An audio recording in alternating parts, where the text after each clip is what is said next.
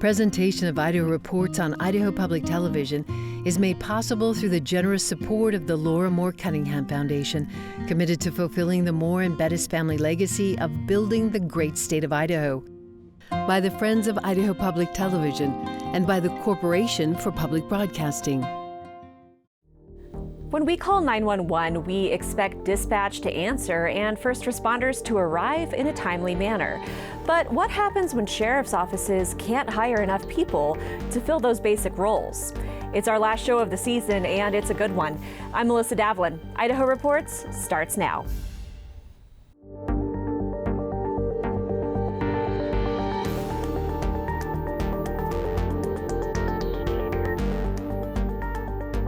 Hello and welcome to Idaho Reports.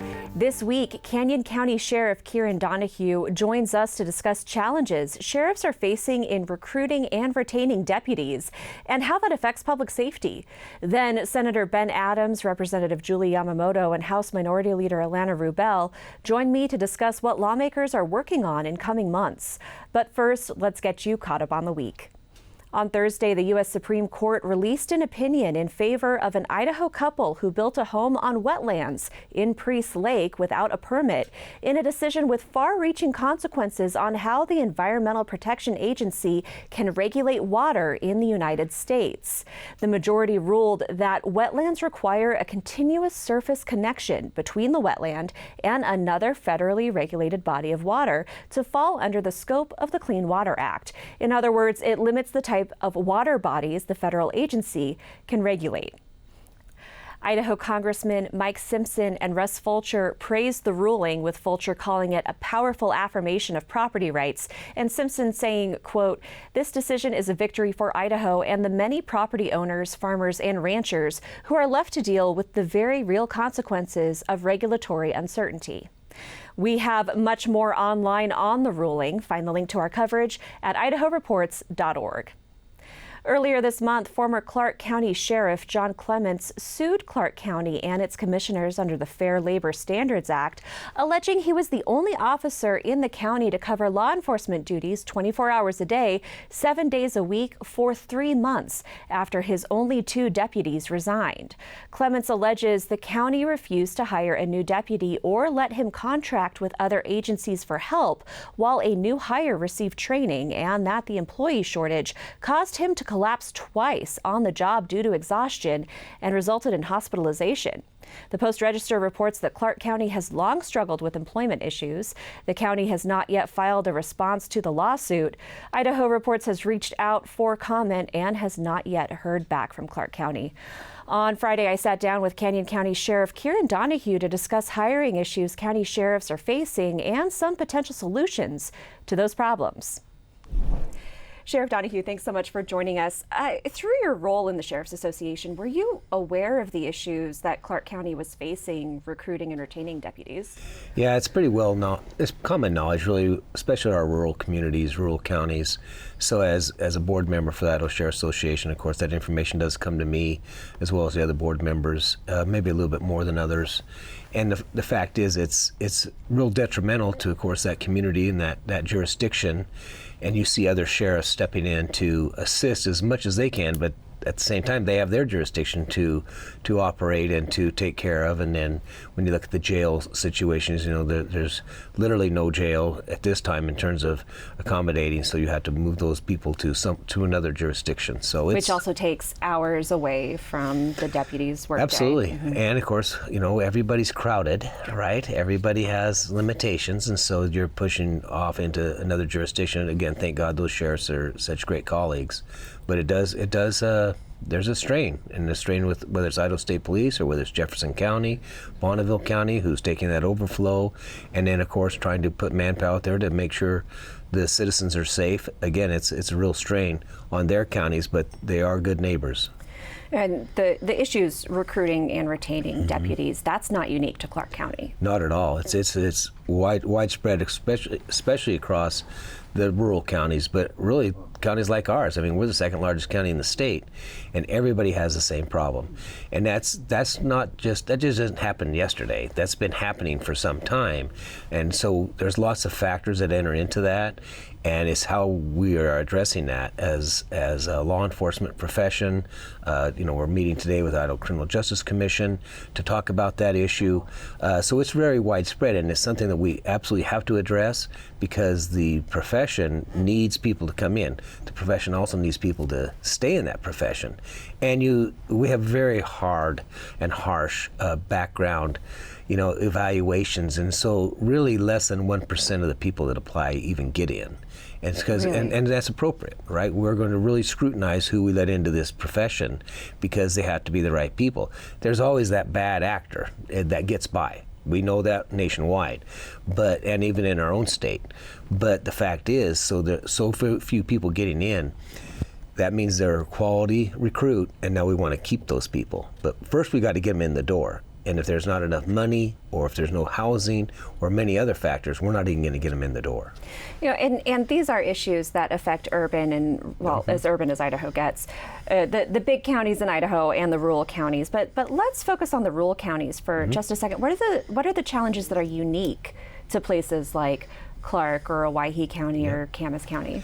Well, they're rural, number one. We all love to go visit them, so we have a lot of people that go out into those areas, again, as kind of a transient population to go recreate and so on and so forth. But the real problem is the financial side of it. Those counties typically do not have the revenue base that a large urban area does, like Canyon County or Ada County or someone like that, Bonneville County. So the resources in terms of financial management are very, very thin. And so the challenge really becomes how do they, whether you're the Board of County Commissioners or a city council, how do you budget the money appropriately to take care of public safety? Because public safety has to be the core foundation of any government. Any government, doesn't matter how large or how small. And so what happens is people say, well, we got to take care of this, we got all of this going on, and the law enforcement suffers. And so they pay lower wages, and unfortunately you get what you pay for a lot of times. And I don't mean that derogatorily, but you do. So somebody that may not have made the cut in my agency may go work for someone over there, and they're going to take them on because they're desperate to get those personnel in there. That's a detriment from a litigation and liability standpoint, and a risk management standpoint. So I think one of the biggest things is finances. This is a very dangerous profession, and we ask a lot of those people. You mentioned, like Clark County or Camas County or even Custer County, places like that your response time is really far and wide to get to where you need to be. And they have good people. I'm not saying that they don't. They have good people, but the problem is, how much are you paying? Those people have families. You have the consumer price index. You have inflation that you deal with. That needs to continually, the wages have to reflect that, and they often don't reflect that. Then you look at housing. There's another challenge of your rural community. Where are these people going to live? How are they going to afford housing when you have retirees and other people who are secondary homes buy up those properties and inflate that market value, and then you're paying a deputy this incredibly low wage, and they simply can't afford to live there. They simply can't. Airbnbs too. And Airbnbs. The vacation rentals that are an income generator for the people who own them, but put even more pressure on that housing market. They really do. And so the challenges are extreme for rural counties. Again, go back to the fact that the revenue base just isn't there. The tax base isn't there. And let's talk a little bit about that, because when we're talking about, some of these rural counties are huge percentages of the land in those counties are owned by the federal government. And so if we're talking, about Custer County, they do get income from the federal government, payment in lieu of taxes. It's not as much as they would be making if they were taxing that. You're right. You're right. And so what are county commissioners supposed to do when they're worried about rising property taxes, which is something that we have heard over and over again? But they also need to pay for public safety. I'll say it again. the core of any government has to be public safety. That's the foundational rock that we build on. Because if society is not safe, everything else goes to the wayside. Custer County is a great example. When Thompson Creek Mine was in full force, you had good economic value up there. You had a lot of good tax coming. That kind of replaced some of the other mining aspect that's gone away. It replaced some of the logging that had gone away. Whether you agree with logging or mining or cattle, the fact is that was a revenue base a tax that they could pull from, and it was a good use of our, as you say, the federal lands, right? But when that goes away, you have very, very limited industry in a place like that. So where's that tax going to come from? And when that tax is so limited, you're right. Those county commissioners, how do we appropriate the funding to take care of even the highways or the streets or the everything else they're responsible for? Basic infrastructure. Bare bones. And right. then yet we don't have enough to pay law enforcement. We don't have enough to build a jail to accommodate those who are arrested, who need to go to be held accountable to protect society. Doesn't matter if you're a small county or a small jail in a very large rural county or a large county jail like mine. There's people who need to be held accountable. And like us or like them, those people then are back on the streets and the victimization can continue. I mean, that's just one aspect of it. It's extremely challenging, but the burden is really upon, in terms of counties, the burden is upon the Board of County Commissioners. That's the job you signed up for, and it's a very difficult job. Not a job that I would want. I wouldn't want to be a commissioner, so I know the challenges that they have. You've got to focus on public safety, so you've got to find the dollars, and sometimes you have to cut other things to make sure those dollars are there, because you have to have qualified law enforcement with the tools, the equipment that they have to have. You know, like Custer County, you're going from Stanley to Mackey, right? I mean, that's a long response time. Especially if you don't have, in the winter. Right? If you don't have enough officers on the street or on the force, that's a long commute to get to that emerging situation or emergency situation. We've talked a lot about rural counties, but how about Idaho's larger counties? Mm-hmm. You know, your own county, you mentioned, you have had issues. Mm-hmm.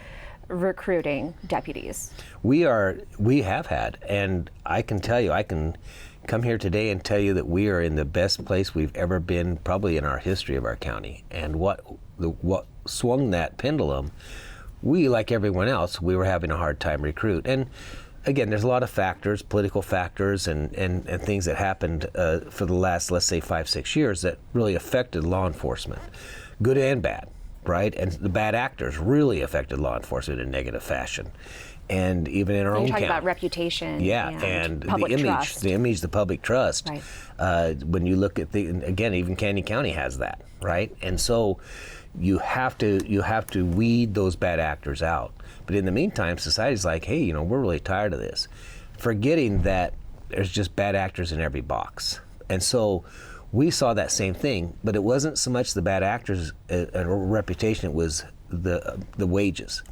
The inconsistency of the wages that we were paying, because again, we're dependent upon those who set the budget, not myself, and so we can only pay so much.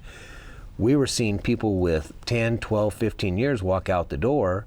We've put literally a couple of $1 million into that person by that time, when you look at benefits and salaries and training and expertise, and going to Nampa, going to Meridian, going to Ada County, going to Boise. And it was just ridiculous. It was like we were the training ground, because we're a very highly skilled organization. The farm team for the rest right, of the we were the farm team. It's like, but the taxpayer was taking the brunt of it because it's their money. And so when I brought in my new chief deputy, they really started digging even deeper. They could the deepest dive we've ever taken, and we could show by empirical data, by the model that we built, that's irrefutable. In the last 2 years, we lost $3 million just in watching people walk out the door and then recruiting new ones and training. And we showed that with less than $1 million, we can change that.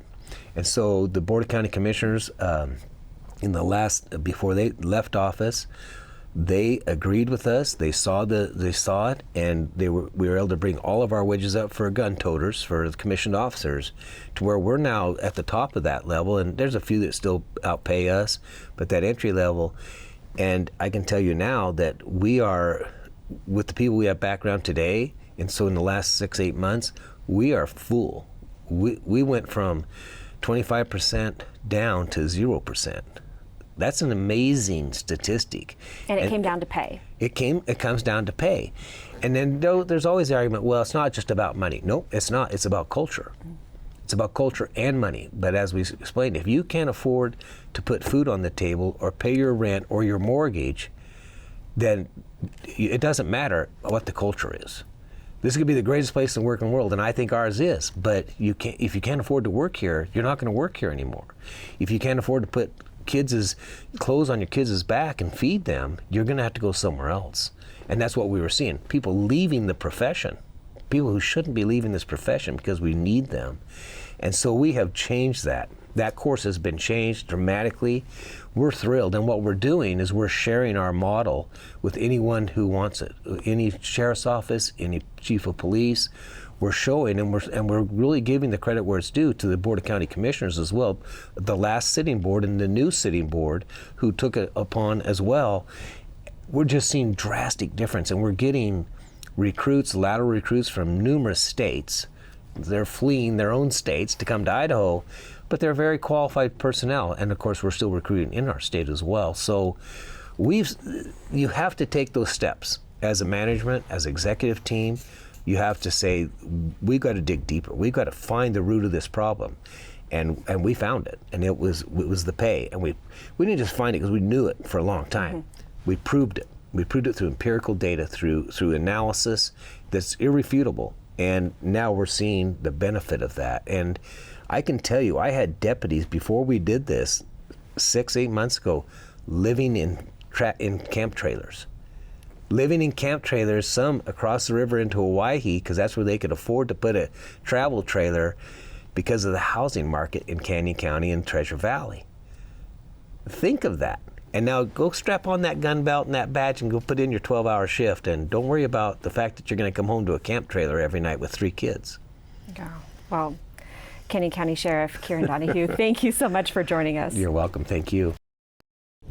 Last week, we discussed the surprise announcement from the University of Idaho that it intends to acquire the University of Phoenix. Next week, UI President Scott Green is scheduled to meet with lawmakers about the pending deal. We'll have coverage of that meeting online, but joining me to discuss that and other issues legislators are considering over the next few months are Representative Julie Yamamoto, House Minority Leader Ilana Rubel, and Senator Ben Adams. Representative Yamamoto, I want to start with you as chairman of the House Education Committee. What are your thoughts on this planned acquisition? I was surprised with everyone else, but that's what happens when you have non-disclosure agreements. And but this is what I do know, is that I have enough confidence in President Green that he has done his due diligence and he has thought this through. We've asked them to be creative. He has been creative. We asked him to think outside of the box. He has done exactly that. But it is a calculated risk. There are a lot of questions. They've had those questions answered. Next week, we'll get our opportunity as legislators to ask and have those answered, and then we'll move forward, and we want it to work. Senator Adams, you sit on the Senate Finance Committee. What's your take on this planned acquisition? I look forward to hearing a lot from President Green. I think we all, we were left mostly, in the dark until this happened. And so I think we're all just really excited to get more information. While we're on the topic of education, what else is on your radar over the next few months? Definitely the school funding formula. And here's the exciting part of it, is that we have our superintendent of schools who's on board and eager to work with Representative Horman, who's our co-chair of JFAC, and Senator Dan Hartog, all stakeholders at the table. This funding formula it's huge and it's confusing. Yes. And I think that their whole thought is, how can we work together And we've been cobbling this thing together over many years. How do we simplify and make it more workable, especially since we're going to stick with that ADA, average daily attendance, instead of enrollment. And for folks who aren't familiar, the public school funding formula is how the state determines how to dole out the state money Correct. to each of the individual schools and districts. Right, and make it as even as they can, regardless of what size of the district. Correct. Representative Rubel, public education and funding has been such a high priority for your caucus for so long. What's your take on the reconfiguring of the public school funding formula? Yeah, I'm really concerned at what we're seeing now, and I guess, we could kind of see it coming because of what Representative Yamamoto just mentioned.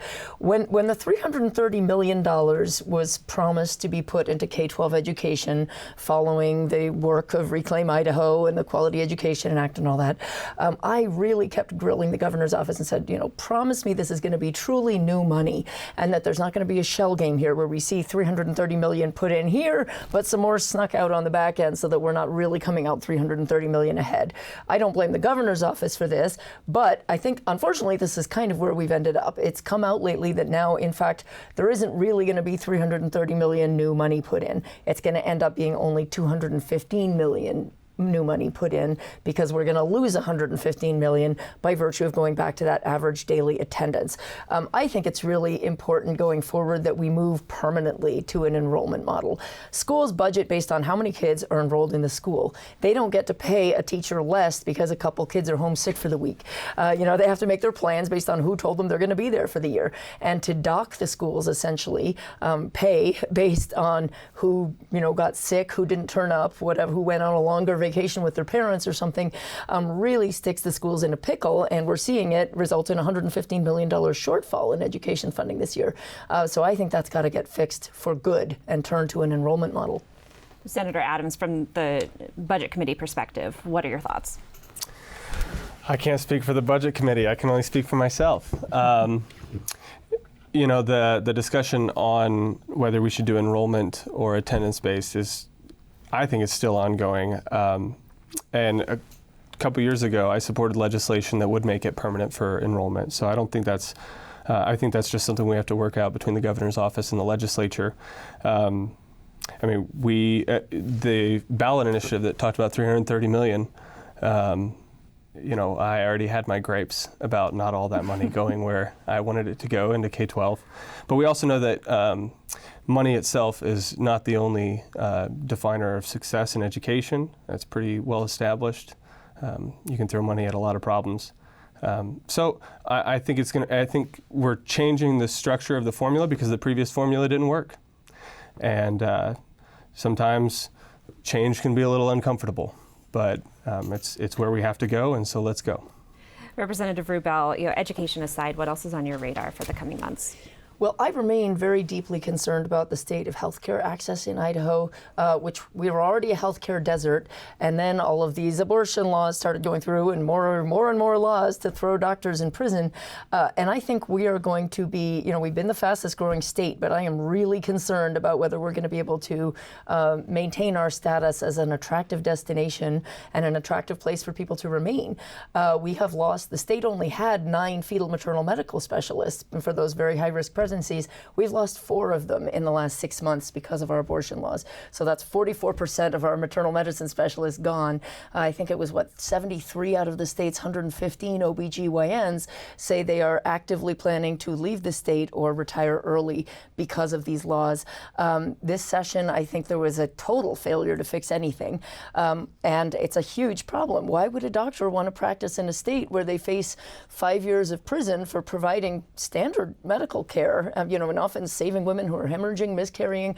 Our laws are so overreaching right now that it's a danger to women's lives, and it's a danger to the availability of medicine in Idaho. This is a legislature that, on the record, has been anti-abortion, yep, and for several years, several decades. Realistically, what are the fixes that you want to see that could make it past this legislature? Well, if we say we value life, I think that should include women's lives. And right now, the only exception written into Idaho law is where a woman's death is certain. The standard is it must be necessary to prevent death. There was a bill proposed that would have, allowed abortion where necessary to avoid a high probability of death.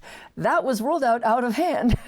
And that was very frustrating to me, that women's lives were discounted so much that a high probability of death could not be addressed. I think we need to have, at the very bare minimum, far, far more generous allowances for women's health and lives. If a woman's facing permanent paralysis, loss of a body organ, again, 50% chance of death, I think we absolutely need to be allowing abortions in those circumstances. And right now, Idaho law as written does not. And I do have to mention again that the legislature did not extend the maternal mortality review panel. Which is very interesting that they didn't. Well, I think we are going to see more women dying under the current situation of our laws. And I guess someone didn't want committees poking in and keeping track of how many women were going to be dying. Very, very briefly, Representative Yamamoto, before we move on, do you think that there are any versions of that proposal that would make it through your caucus?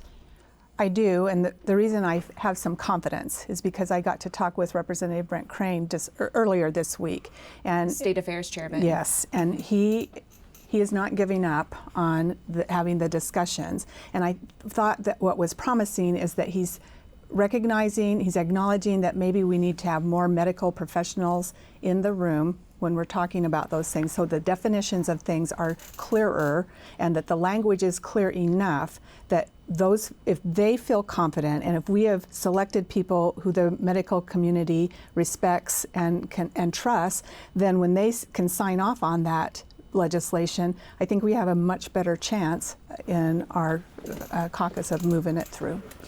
Senator Adams, I know that there's a big bill that you have been working on. Can you, we have less than 2 minutes left. Can you tell us about it? I'll try and squeeze it in there. Okay. So this piece of legislation is called Defend the Guard. It's a national movement driven by veterans. And the concept is that the National Guard is the state's militia. And Article 1, Section of 8 vests war declaring powers into Congress. But anyone who looks at how the system is running right now knows that the executive branch is who really declares war, and Congress uses the War Powers Act to just stamp and roll. I don't think that you can create a legislation, or you can create a law, whether it's the War Powers Act or the Supremacy Clause, that allows the federal government to abdicate, Congress itself to abdicate its constitutional requirements. We have. The National Guard has a handful of requirements that their mission is to repel invasion, suppress insurrection, and enforce the laws of the Union. You can't do any of those in Syria. You can't do any of those in Germany or Ukraine or anywhere except for the United States, unless Congress has declared war and they can activate the Guard. We haven't done that since World War II. And this, I'll just leave it at that, because this piece of legislation is going to be coming in the Senate. It's gained a lot of support, and it is grassroots. This is from the folks that have gone over there, have done this country's bidding, and have come back and said it didn't feel right. It didn't feel just. There was a process that was missing there. And we're going to have to leave it there, but we will continue to follow this issue. All three of you, thank you so much for joining us, and thank you for watching. It's our final episode of the season, but as always, we'll continue to report online over the summer.